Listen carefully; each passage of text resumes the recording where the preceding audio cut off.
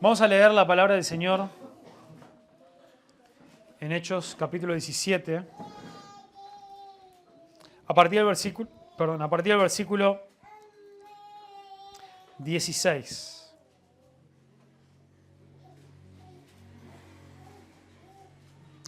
Hechos 17, 16.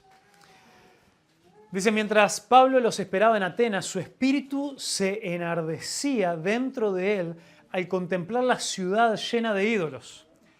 Así que discutían en las sinagogas con los judíos y con los gentiles temerosos de Dios, y diariamente en la plaza con los que estuvieran presentes. También discutían con él algunos de los filósofos epicúreos y estoicos, y algunos decían, ¿qué quiere decir este palabrero? Parece ser un predicador de divinidades extrañas, decían otros, porque les predicaba a Jesús y la resurrección. Entonces tomaron a Pablo y lo llevaron al Areópago, diciendo, ¿podemos saber qué es esta nueva enseñanza que usted proclama? Porque le oímos decir cosas extrañas, por lo tanto queremos saber qué significan. Pues todos los atenienses y los extranjeros de visita allí no pasaban el tiempo en otra cosa, sino en decir o en oír algo nuevo. Entonces Pablo, poniéndose en pie en medio del Areópago, dijo, varones atenienses, percibo que ustedes son muy religiosos en todo sentido.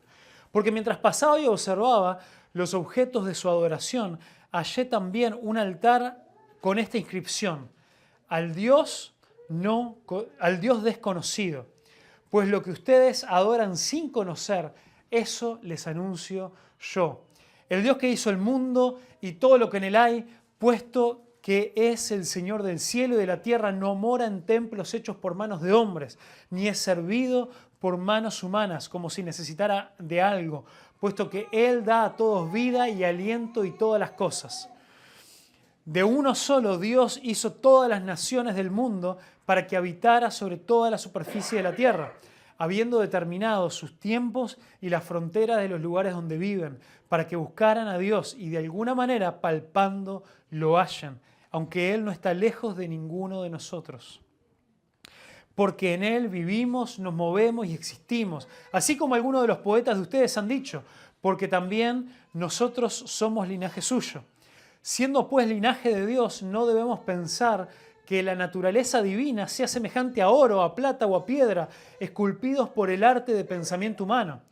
Por tanto, habiendo pasado por alto los tiempos de ignorancia, Dios declara ahora a todos los hombres en todas partes que se arrepientan. Porque Él ha establecido un día en el cual se juzgará al mundo en justicia por medio de un hombre a quien Él ha designado, habiendo presentado pruebas a todos los hombres cuando le resucitó entre los muertos. Cuando oyeron de la resurrección de los muertos, algunos se burlaban, pero otros dijeron, le escucharemos otra vez acerca de esto. Entonces Pablo salió de entre ellos, pero algunos se unieron a él y creyeron, entre los cuales estaban Dionisio, el Areopagita, y una mujer llamada Dámaris y otros con ellos. Amén. Padre, bendice tu palabra, Señor, en esta mañana. Amén. Hermanos, hoy quiero que podamos ver juntos el hecho, la realidad de que Dios está cerca de quienes le buscan. Dios está cerca de quienes le buscan. Y muchos de nosotros estamos acá en diferentes puntos de nuestra búsqueda con el Señor. Algunos de nosotros estamos en este lugar porque estamos con el convencimiento de que hemos tenido un tiempo de búsqueda de Dios y le hemos encontrado y ahora nuestra fe está firme en Él y decimos, sí, encontré al Dios de mi salvación y estoy convencido y nadie me mueve de esto. Y hemos experimentado esta realidad de que Dios está cercano y Dios responde. Pero quizá otros están en momentos diferentes, quizá otros están en momentos de incertidumbre, pero dicen, bueno, si estoy acá es porque estoy buscando. Yo, está bien, entiendo de que sí, de que hay un Dios, pero no estoy del todo tan convencido con tanto entendimiento de quién es este Dios, de qué es lo que Él dice, de qué es lo que Él tiene para mí. Pero por algún motivo, bueno, sigo viniendo o estoy viniendo porque creo o entiendo de que Dios tiene algo para mí, aunque todavía me estoy moviendo en una cierta incertidumbre. Otros quizá están más en un punto donde dicen, quizá alguno que esté acá o personas que ustedes conocen, con las que ustedes están interactuando, con quienes ustedes están compartiendo su fe, están todavía en una posición de rechazo de Dios, pero sus vidas muestran por la forma en la que se están moviendo, por la forma en la que procesan las cosas, de que están en busca de algo que todavía no saben lo que es. La realidad es que muchos de nosotros, todos nosotros estamos en la búsqueda de sentido en nuestra vida, porque así Dios nos ha creado. Nosotros salimos de un creador que nos ha creado de una manera en la cual nuestros corazones anhelan algo más, nuestros corazones desean algo, a pesar de que a veces no entendemos lo que es. Y esta es la situación en la que se encontraba Pablo. Pablo, estamos leyendo acá en Hechos capítulo 17, ¿y dónde está Pablo? Si yo arranqué a leer y capaz que alguno ni tiene idea, porque no estábamos haciendo una serie de hechos, entonces uno dice, bueno, ¿de dónde salimos? Pablo fue llamado, justo lo vimos también el domingo, ayer lo mencionaba Fabricio en su exposición ahí de la palabra, de que el apóstol Pablo fue enviado de la iglesia de Antioquía para salir en viajes misioneros para compartir el evangelio en todo el imperio romano. Y en estos capítulos, si ustedes leen, él se encontraba en su segundo viaje misionero, porque después de haber realizado su primer viaje, predicó en algunas ciudades, plantó algunas iglesias, pero después volvió para estar por lo menos un año entero en esa iglesia y participó de varias cuestiones más. Después volvió a salir y él venía de estar en Tesalónica, de plantar una iglesia en Tesalónica y después de estar en Berea, donde también había predicado la palabra de Dios. Interesantemente, para Pablo hay un gran contraste entre lo que él se encontró en Berea con lo que él se encontró acá en Atenas, una de las ciudades más importantes del imperio, más grandes, pero también más importantes desde el aspecto cultural, religioso. Atenas, si bien no era el centro del imperio, porque el centro de la capital del imperio era Roma, pero era todavía la capital quizás cultural, porque varios saben ahí, los que se acuerdan algo de historia, de que el imperio romano, parte también de su estrategia de expansión fue que ellos no lucharon por destruir todo lo que había sido el imperio helenístico o griego, de lo que había construido también Alejandro Magno al ir y conquistar, sino que ellos permitieron ese sincretismo entre lo que había sido la cultura y la religión griega con lo que venía de ellos también de los romanos. Una de las pruebas es que se mantuvo como el idioma del imperio el griego, ¿no? Y estaba también ahí Atenas también como la capital de este imperio anterior, y también está la base también religiosa de ellos. Era casi como esta capital cultural y religiosa de todo el imperio.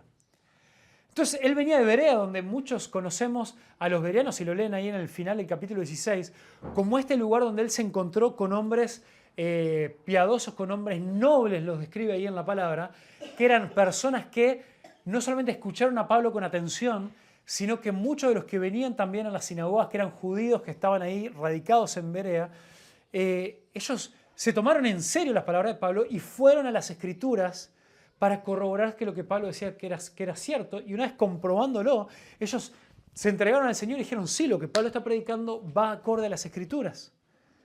Y sin embargo, al salir de ahí, Pablo va casi que al extremo opuesto, a un lugar donde las personas, se lo describe que él, nos dice ahí en el versículo 16, él estaba esperando a algunos de sus colaboradores que vinieran, porque se habían separado, no tenemos tiempo para esa parte de la historia, pero en esa espera, dice que él, por más que estaba esperando, para no hacer ministerio solo, para poder hacer ministerio acompañado, para ir a las sinagogas y a los lugares públicos, su espíritu se empezó a inquietar y enardecer, porque él dice que él empezó a contemplar una ciudad que estaba completamente llena de ídolos y de personas que estaban con una inquietud espiritual tan grande que no alcanzaba la cantidad de ídolos que tenían para ellos adorar. Y eso lo vamos a ver un poquito más adelante con esta figura que aparece del Dios no conocido. Pero lo primero que veamos acá del versículo 16 al 21 es que no solamente los atenienses, pero también nosotros hoy en día, hermanos, estamos en un mundo, estamos en una sociedad que vivimos en una sociedad que está en una incansable búsqueda. Vivimos nosotros rodeados de personas que, aunque lo buscan cumplir o lograr de diferentes maneras, creo que muchos de nosotros podemos identificar en la gente que nos rodea, quizás en nosotros mismos, en vos mismo, que estamos en una incansable búsqueda de algo más, de sentido, de propósito, de sentirme lleno, de sentirme realizado, de poder encontrar paz, de poder encontrar gozo. Estamos en búsqueda porque todos somos conscientes de que nos falta algo. Podemos nosotros ver esto, podemos identificarlo nosotros mismos, en la gente que nos rodea, compañeros de trabajo, en compañeros de estudio. Somos conscientes de que estamos en una sociedad que no está satisfecha con la realidad que está viviendo. Vivimos en medio de una sociedad, de un mundo que no ha encontrado la paz, que no tiene paz, y que frente a esta falta de paz y de sentido, de propósito, sale en todas direcciones en búsqueda de respuestas, pero no las encuentra. Entonces vemos que Pablo su espíritu se enardecía, estaba completamente inquieto, estaba hasta molesto al ver cómo la forma en la que esta gente buscaba respuestas a las preguntas de su vida era por medio de los ídolos. ¿Y por qué era esto algo que a él lo enardecía? Porque Pablo sabía que los ídolos son dioses falsos, son dioses que no existen, que no pueden satisfacernos ni a nosotros ni a nadie. En un estudio que hicimos hace un tiempo con algunos de los refugios sobre la idolatría, vimos varias características sobre los ídolos. No importa el ídolo que vos encuentres, todos los ídolos tienen algunas características que se repiten. Y yo solamente quisiera resaltar o recordar 3. Una es que vimos que absolutamente todos los ídolos, no importa el que sea, son solamente una mera sombra del verdadero Dios. Son una sombra del verdadero Dios. Y para hacer un poquito esto más vivido, a mis hijos esto les encanta, a veces, si yo estoy en el sillón o sentado en algún lado y treparse a algún lado ahí y tirarse arriba mío, ¿no? Les gusta venir y tirarse arriba mío, que yo los atrape o que yo los agarre ahí y los sacude por todos lados. Ahora, ¿cómo les diría a ellos si ellos se suben ahí al brazo del sillón, yo estoy parado al lado y en vez de tirarse sobre mí, dicen, ahí está la sombra de papá, me voy a tirar sobre la sombra de papá? ¿Cómo le podrá ir ahí si se tira sobre la sombra? Así, ¿no? Que va a quedar completamente escrachado. Bueno, y esa es la realidad cuando nosotros, en búsqueda de depositar nuestra confianza en nuestra vida, en búsqueda de depositar el peso de esa ansiedad que nosotros tenemos por una vida de paz, por llegar a encontrar gozo, por llegar a encontrar sentido, buscamos depositar eso en algo que no es Dios. Y nosotros pensamos, no, bueno, está bien, pero Pablo habla ahí de las estatuas, de las cosas que ellos creaban con sus manos. No, nosotros somos una sociedad que nosotros no creemos en esos ídolos. Sabemos que son solamente estatuas y cosas. Pero nuestros ídolos son peores. Porque ellos por lo menos pensaban que en eso estaban representando deidades verdaderas, aunque estaban equivocados. Pero nosotros pensamos que depositando nuestra confianza en el dinero, en la familia, en nuestro propio esfuerzo, en un montón de otras cosas que nosotros buscamos lograr para satisfacer nuestras necesidades. Nosotros pensamos que es ahí donde nosotros podemos llegar a encontrar propósito, donde podemos llegar a satisfacer nuestra vida. Cuando en realidad todo lo contrario, no hay nada que vos puedas poner que no sea Dios, donde vos quieras depositar el peso de tu vida, que no vaya a ser que vos te derrumbes y te caigas y te vengas abajo. Entonces lo primero que hacen los ídolos es que son solamente una sombra del verdadero Dios. Y todos los ídolos hacen promesas, segunda cosa, promesas que no pueden cumplir. Todos los ídolos nos prometen cosas. Entonces el dinero nos promete que va a solucionar todos nuestros problemas. El trabajo nos promete que si nosotros nos esforzamos y trabajamos, todo va a estar bien. La familia nos promete que si nosotros nos dedicamos solamente a nuestra familia, que nunca vamos a estar solos. ¿Cuántos les ha tocado experimentar que esas promesas son promesas que después, cuando llegan momentos claves en nuestra vida, después no pueden encontrar una solidez, sino que se derrumban. Entonces por eso también Pablo se enardecía su espíritu, porque veía lo tonto, veía lo hueco que era el hecho de que esta gente depositara su confianza sobre ídolos que eran nada más que una sombra del verdadero Dios, que hacían promesas que no iban a poder cumplir, pero que más tristemente todo ídolo tiene una tercera característica, y es que demanda constantes sacrificios de tu parte. Ningún ídolo te ofrece la gracia que el verdadero Dios te ofrece. Todo ídolo te pide cosas. Entonces, el trabajo te pide que vos estés atrás, una y otra vez, que entres en una calecita que no termina. Y más, y esforzate, porque si no la plata no te alcanza, que esto, aquello, lo otro, el dinero también. Vas y vas y el dinero no te alcanza, entonces vas y te endeudas, o haces esto, aquello, lo otro, y toda tu mente, todo tu corazón, todo termina estando enfocado en eso y no encontrás paz. O en la familia todo se trata de satisfacer a personas que luego en algún momento u otro te van a fallar. O en tus estudios, o en una carrera, o en tantas cosas donde las personas en nuestra vida, en nuestra sociedad, buscan depositar su confianza pensando que eso va a traer una solución para sus vidas. Porque hay una búsqueda constante de esa estabilidad. Pero no la podemos encontrar en algo que termina siendo completamente hueco para nosotros. Entonces, que específicamente nos menciona a dos tipos de filósofos que estaban ahí en medio de esa conversación, aparte de los judíos con los que él hablaba en las sinagogas. Nos dice que él se encontró con los epicúreos y los estoicos. Entonces, ¿qué sabemos de parte de la historia de qué era lo que ellos creían y cómo esto empezaba para ellos a generar un conflicto? Los epicúreos se caracterizaban por buscar la felicidad a través de la ausencia del dolor y la paz mental.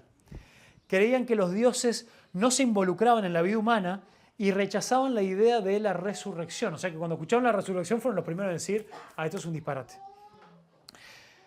Entonces, ellos buscaban la felicidad y la paz a través de buscar la ausencia del dolor, de vivir vidas que le escaparan al dolor. Entonces, por supuesto que el mensaje del Evangelio les iba a parecer una locura, porque el mensaje del Evangelio es que Dios mismo se hace hombre y viene para sufrir.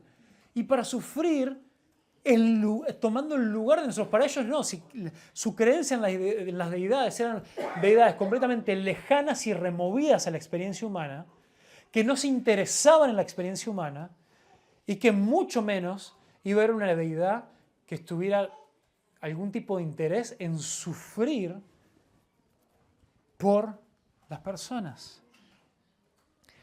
Y el otro problema es que buscaban mucho de su razonamiento, de sus meditaciones, todo en esto de encontrar la paz en sus pensamientos. Pero ¿cuál es el problema que absolutamente toda persona tiene cuando se termina encontrando finalmente a solas con sus pensamientos? Que ahí no hay paz. Porque la misma palabra de Dios también nos dice que es de nuestro mismo corazón de donde surge también, no solamente las tentaciones, pero también el pecado. Y muchas de las personas, incluso aquellos que han buscado, ¿no?, separarse de la sociedad, hacerse ermitaños, irse ahí o en un monasterio o buscar estar lo más aislado de la sociedad posible, terminan descubriendo que el mayor infierno que terminan experimentando es su propio ser interior. Y eso lo vemos hoy también con un tiempo donde está completamente disparado todo lo que son los problemas también de salud mental y de enfermedades mentales, donde la gente, el último lugar donde encuentra paz es en sus pensamientos.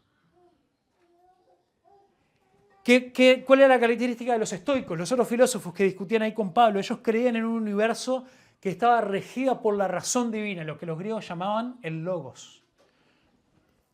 También era una deidad, pero una deidad completamente impersonal, que era quien regía el universo, pero quien estaba completamente separado, a quien no le importaba la experiencia ni las situaciones humanas. Y ellos creían en la importancia de vivir en armonía con la naturaleza y el destino. Era como aceptar lo que este logos, lo que esta divinidad impersonal trajera, había que vivir en aceptación de eso. Y ellos también, ellos sí creían que el alma podía ser inmortal, cuando los epicúreos no tanto, pero dice, pero que la única virtud, o la virtud, el hecho de lograr ser buena gente o buena persona, ¿no?, el hecho de buscar la rectitud, era el único bien y también se alcanzaba a través del autocontrol y la razón. Y nosotros vivimos hoy en día con un montón de epicúreos en nuestra vida también, aunque no tienen ni idea de ese término. Un montón de personas que dicen, yo puedo, yo soy una buena persona, yo no sé qué onda, qué me podés decir vos de Dios o de lo que sea, pero yo me las voy a arreglar en mi vida para construir y para edificar una vida que valga la pena y que si hay un Dios y si en algún momento cuando muera me encuentro con Dios, Él va a saber que yo fui una persona esforzada, Él va a saber que yo nunca le hice mal a nadie, ¿no? Cuando uno se encuentra a veces, cada tanto ahí cuando hemos salido, ¿no?, a recorrer el barrio, a golpear las puertas, a orar y a buscar algunas conversaciones, uno se pone a hablar con la gente y dice, no, sí, pero yo no creo en Dios, pero yo soy buena gente, o yo me conduzco, me manejo bien. Y nuevamente, estas son personas que buscan producir su propia paz a través de sus propios esfuerzos. Y una y otra vez, a lo largo de toda la historia, hace 2000 años atrás y hasta el día de hoy, nunca a nadie le ha funcionado. Porque si uno es profundamente honesto, empezamos a experimentar una y otra vez la realidad de que nadie hay bueno, ni aun uno. No hay una sola persona buena en todo el mundo.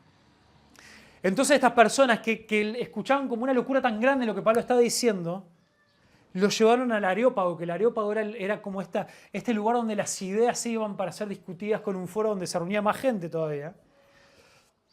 ¿Y cuál era la motivación? Dice, miren qué interesante ahí en el versículo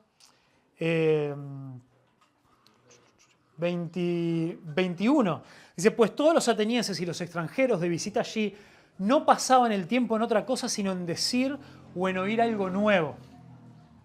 Y esto es clave, ¿saben por qué? Porque estar en una constante e incesante búsqueda no significa que estamos en búsqueda de la verdad.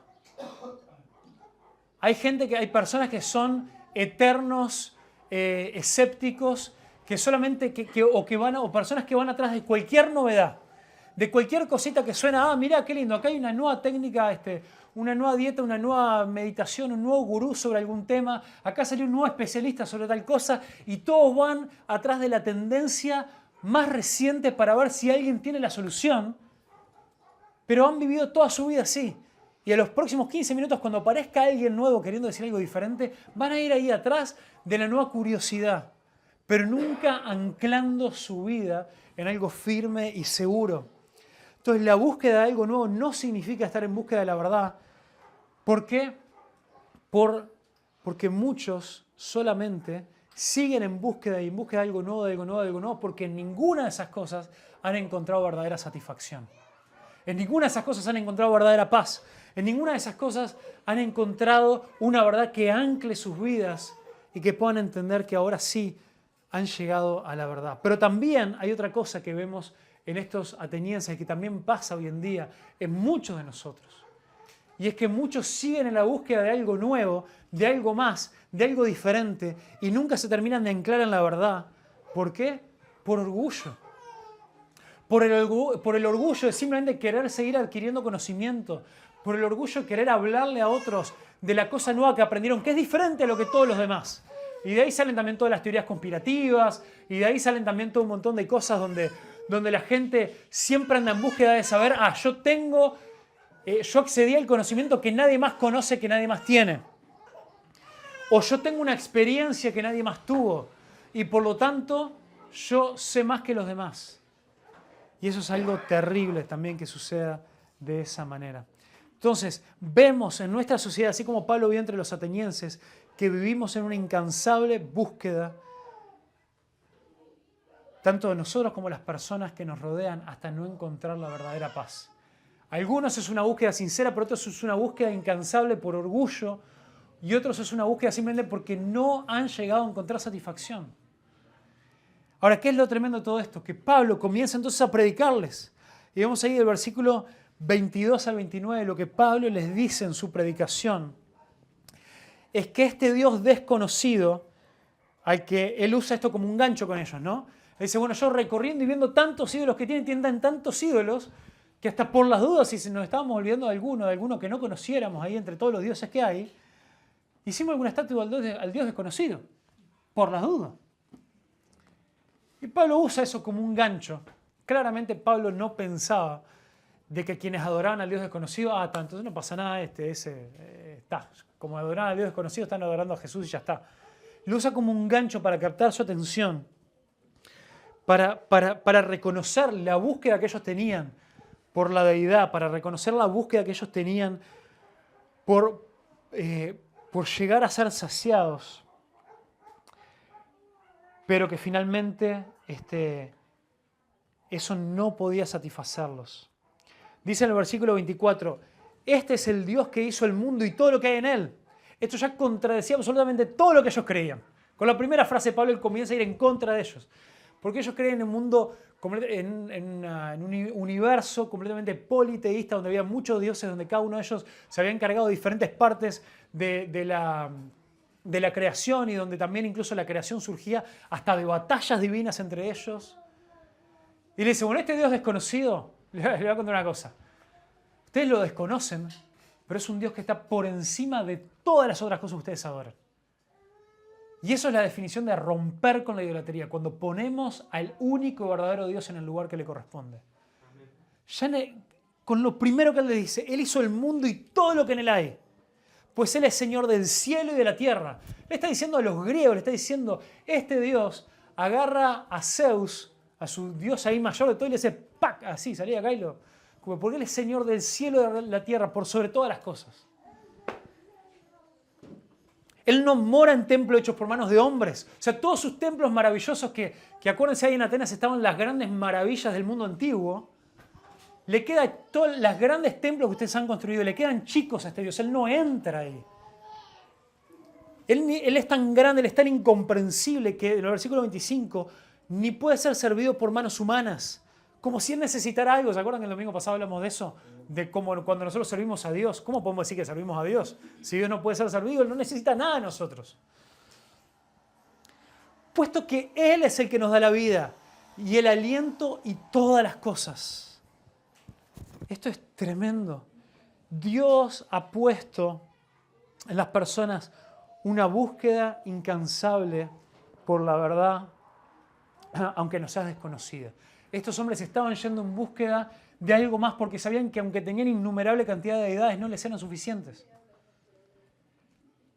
Entonces, te pregunto, ¿qué cosas en tu vida hoy, aunque vos ya conozcas a Cristo, pero qué cosas sigue habiendo en tu vida que te muestran que no estás satisfecho con las respuestas que estás encontrando?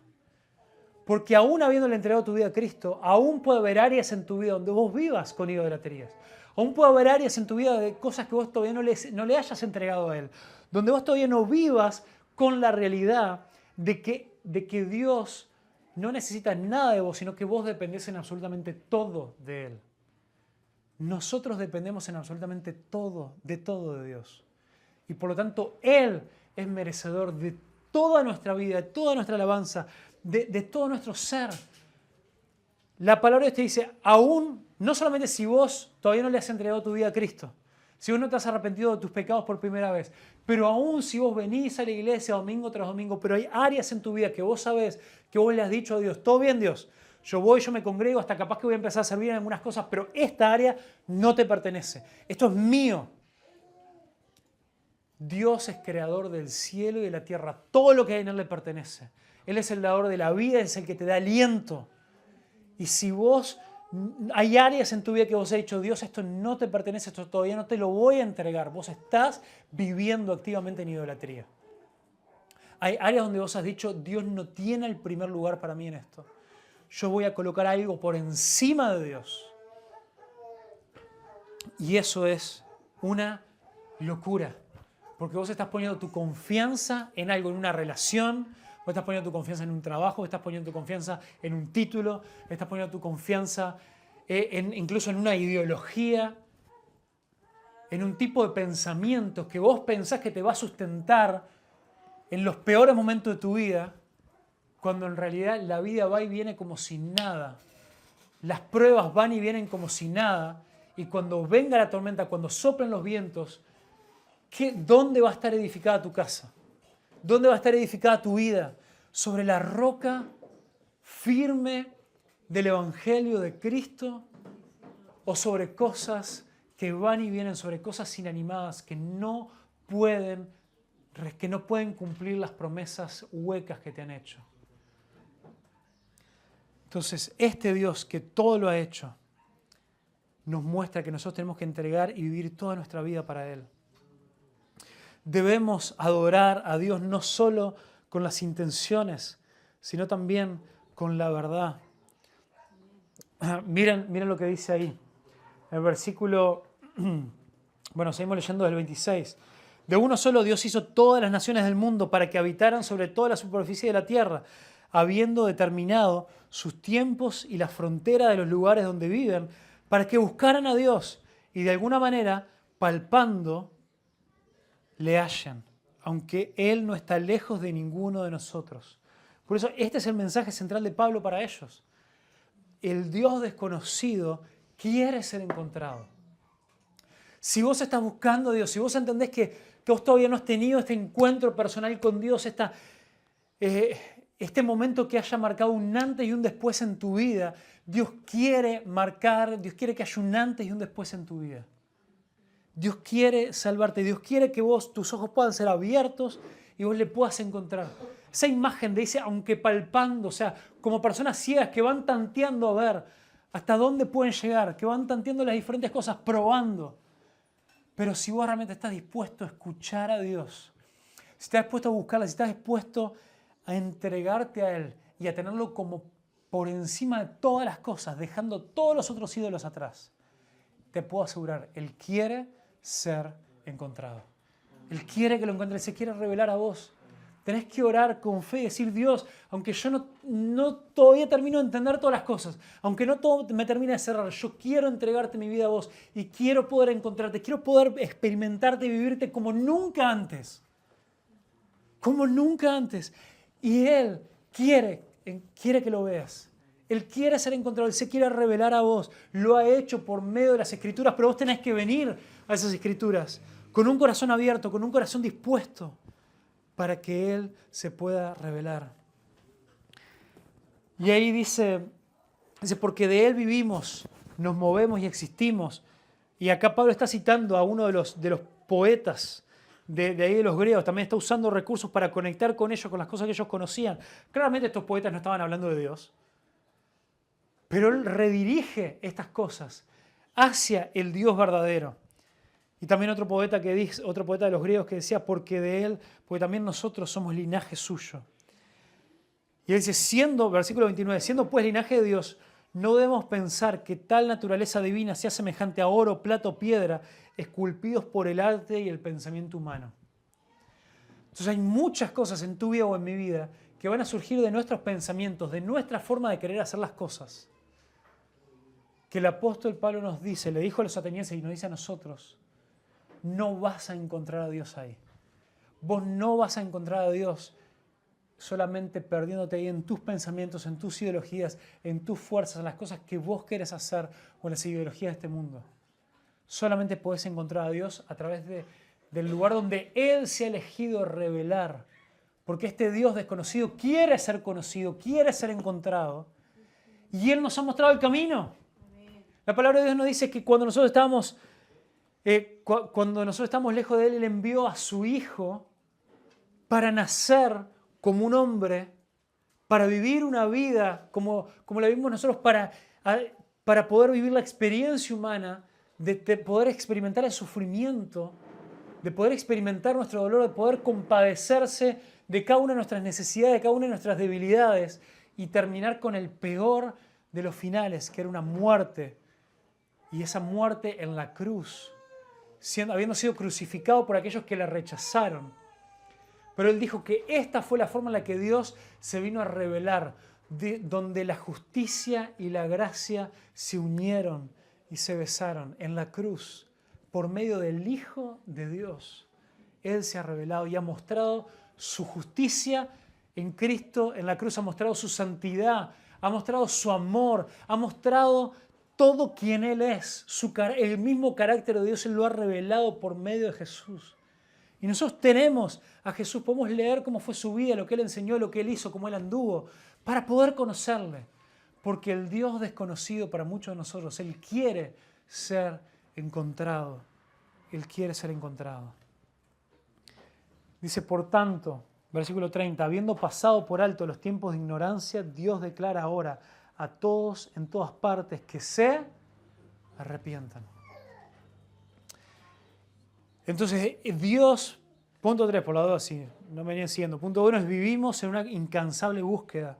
Punto 2, el Dios desconocido quiere ser encontrado. Punto 3, versículo 30 y 31, Dios es encontrado por quienes se arrepienten. Dios seguirá siendo un Dios desconocido para aquellos que sigan parados en su orgullo y decir yo voy a hacer las cosas a mi manera. Si nosotros no nos humillamos y entendemos que solos no podemos, vamos a vernos completamente humillados y vamos a pasar a Dios por alto. Dios está ahí bien cercano a nosotros, queriendo ser encontrados, pero si nosotros nos aferramos a nuestro orgullo y no nos arrepentimos de nuestros pecados, la quedamos. Dice, Dios llama a todos en todas partes que se arrepientan. Y acá es donde el Evangelio se vuelve un insulto para tantos, que en lugar de ser quebrantados y reconocer su necesidad, dicen, yo puedo, yo necesito de Dios, yo soy bueno, yo puedo tener una relación con Dios en mis propios términos. Pero incluso Pablo, con estas personas, estos filósofos que tanta filosofía y tanta sabiduría parecían tener, los llamó claramente al arrepentimiento como el primer paso para poder llegar a encontrarse con este Dios que está cercano, que quiere ser hallado, pero somos nosotros quienes lo mantenemos a distancia si nosotros no nos arrepentimos. Y dice, ¿por qué? ¿Por qué es importante el arrepentimiento? Porque siendo todos pecadores, dice en el versículo 31, porque Él ha establecido un día en el cual juzgará al mundo en justicia, y por medio de un hombre a quien Él ha designado, habiendo presentado pruebas a todos los hombres cuando lo resucitó de entre los muertos. Presenta la necesidad del arrepentimiento y la necesidad de confiar en Jesús a quien Dios resucitó de entre los muertos. Y acá es donde se terminó de complicar. Porque ellos dijeron, mirá, está todo bien con esto, mirá, hasta nos bancamos que nos sale de un Dios que es creador, nos bancamos que nos sale de un Dios que está hasta por encima de nuestros dioses, pero nos hablás del arrepentimiento y nos hablás de que hubo un hombre que resucitó y ahí ya no te podemos seguir. Entonces, el último punto, el versículo 32 y 34, Dios es encontrado por quienes creen y le siguen. Versículo 32 dice, cuando oyeron de la resurrección de los muertos, algunos se burlaban, pero otros dijeron, le escucharemos otra vez acerca de esto. Entonces Pablo salió de entre ellos, pero algunos se unieron a él y creyeron. Entre los cuales estaba Dionisio, el Areopagita, o sea que trabajaba ahí en el Areópago, y una mujer llamada Dámaris, y otros con ellos. Entonces acá se nos presentan esto es un mensaje que sí o sí termina exigiendo una respuesta de quienes lo oyen. No hay quien pueda mantenerse neutral frente al mensaje del Evangelio. Sino, quien escucha el mensaje del Evangelio sí o sí responde. Aún si responde con apatía, eso es rechazo. Aún si nosotros respondemos como le dijeron a Pablo, te diremos en otra ocasión, eso es rechazo. Algunos respondieron con burla, otros dijeron, bueno, en otro momento, ahora ya no quiero pensar en esto, pero se fueron. Se fueron. Sin embargo, escuchamos de algunos que habiendo estado lejos, habiendo vivido una búsqueda incansable por la verdad, habiendo entendido lo que era vivir insatisfechos con ídolos que no cumplen sus promesas, con ídolos que demandan constantes sacrificios pero que no te ofrecen nada a cambio, entendieron ahora en el mensaje del Evangelio del único y verdadero Dios que no te exige sacrificios, sino que Él mismo se entregó como sacrificio por los pecadores, para aquellos que crean y le sigan y por medio de la fe puedan recibir gracia y gracia para salvación y puedan ahí finalmente encontrar la paz y el descanso que sus almas y sus corazones tanto deseaban, encontrando una nueva vida para esta vida y para toda la eternidad. Así que este mensaje del Evangelio es un mensaje que exige una respuesta de nosotros. Exige una respuesta que digas y puedas decidir una vez y para siempre. Voy yo a contestar, voy yo a responder, ¿qué estoy haciendo con este Dios? Que es el único Dios por encima de todas las cosas. Exige que vos, si vos le has entregado tu vida a Cristo, puedas ir y puedas compartirle a otros, así como lo hizo Pablo. Puedas compartirle a otros que no están siendo satisfechos en los ídolos en los cuales están depositando su confianza y les puedas decir, Hay un Dios. Hay un Dios que es el único, que es el dador de la vida, que es el dador de todo. Hay un Dios que te busca. Hay un Dios que quiere que lo encuentres. Hay un Dios que está ahí esperando que reconozcas tu necesidad, que dejes al lado el orgullo, que reconozcas tu pecado, que te entregues a Él y que lo sigas. Y que lo sigas. ¿Y saben por qué conocemos? ¿Saben por qué a Lucas, el escritor, el autor, le pareció relevante mencionar que algunos de los que siguieron a Pablo, o que en realidad los que siguieron a Cristo, yendo con Pablo, se llamaban Dionisio y Dámaris? Porque eran personas que después llegaron a ser conocidos por otros. No fueron personas que en ese momento tomaron una decisión y dijeron, bueno, sí, qué lindo, y vamos a agregar a este Dios desconocido, ahora le ponemos nombre de Jesús y ponemos una estatuita de Jesús al lado de todos nuestros otros ídolos. Sino que a partir de ese día hubo un antes y un después, y que sus vidas nunca volvieron a ser igual. Y que ellos se integraron a la iglesia que estaba comenzando en ese lugar, y que se integraron a los hermanos y que comenzaron a dejar todos los ídolos para servir al Señor. Todos los otros ídolos para integrarse a la iglesia, y muchos otros hermanos de muchos otros lugares conocieron de Dionisio y de Dámaris como fieles siervos del Señor, porque ellos ese día se levantaron en medio de tanta oposición, en medio de burlas, en medio de apatía, y dijeron, nosotros no, nosotros decidimos seguir a este Dios, que era desconocido para nosotros hasta ahora, pero que a partir de hoy es nuestro Dios, y no solamente nuestro Dios, es nuestro único Dios. Entonces, si vos estás viniendo en una búsqueda, venís atravesando un tiempo de una búsqueda insaciable, de una búsqueda donde sabés que venís buscando en diferentes lugares, venís buscando aplacar tus pensamientos que no te dejan en paz, has buscado la paz interior, has buscado la paz exterior, has buscado un montón de estrategias y de cosas, y te venís dando cuenta que ahí no encontrás satisfacción. Yo te pregunto, ¿has hecho de Jesús el único Dios de tu vida? Si vos ya le has pedido perdón a tus pecados, pero igual sabes que hay algo en tu vida que no sigue bien, ¿será quizás porque has agregado a Jesús como un Dios más en tu vida? Como un agregado, como algo para hacer los domingos, como una actividad más, en lugar de decir, no, a partir de ahora Jesús es el centro de mi vida, es el único en mi vida. Quizás sea tiempo hoy de entregarle tu vida de verdad, de una vez y para siempre, que hoy pueda ser el día que marque el comienzo del resto de tu vida. Así que te invito a que hoy en un paso de fe puedas decirle a Jesús, quiero creer en que estás cercano, quiero creer en que vos querés ser encontrado, quiero creer en que si te sigo y me arrepiento te voy a encontrar y contigo encontrar verdadera paz.